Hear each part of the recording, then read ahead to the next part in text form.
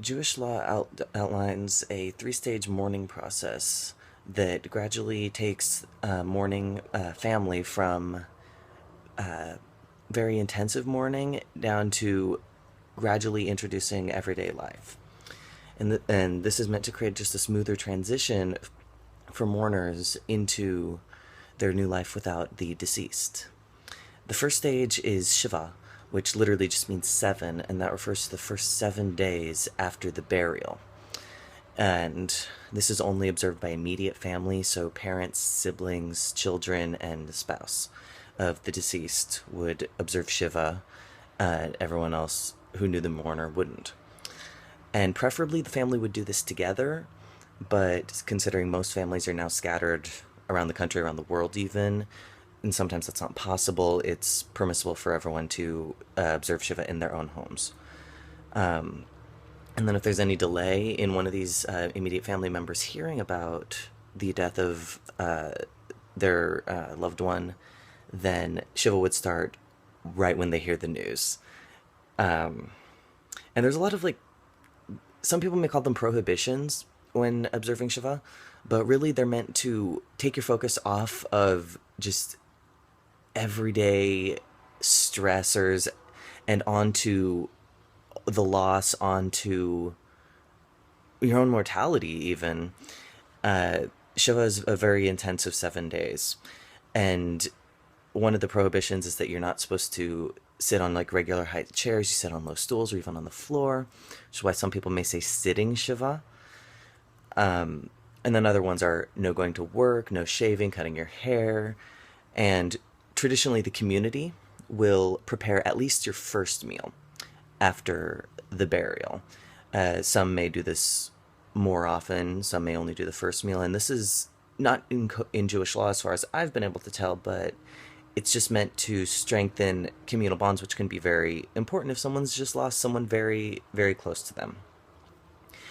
The stage following this is called Shloshim, which is means 30, and that is the 30 days after the burial, not after the end of Shiva. So Shloshim would be a total of 23 days, unless a major festival occurs during Shloshim, but after Shiva, in which case the festival starting would mark the end of Shloshim, because it's not permissible to be in intense mourning on one of the major festivals, so like Passover or Sukkot. And in Shloshim, there are similar restrictions to Shiva. You're allowed to return to work. You're still not supposed to shave or cut your hair, but you can start reintroducing the more necessary aspects of life that you need to attend to in order to exist. Unfortunately.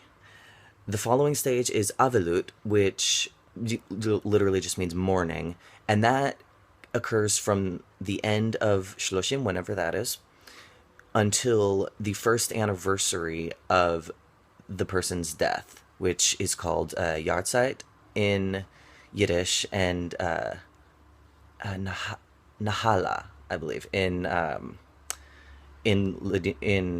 the Sephardic practice. I may not be pronouncing that right. And during this time, the only real prohibition is just to avoid joyous events like big parties, parades, carnivals. But otherwise, everyday life has been reintroduced into your daily practice. And after Avelut ends, the only mourning practice is every year on the anniversary of the death, Yahrzeit in Yiddish. You would light just a candle, and that would mark your morning practice after the year of more than less intense mourning.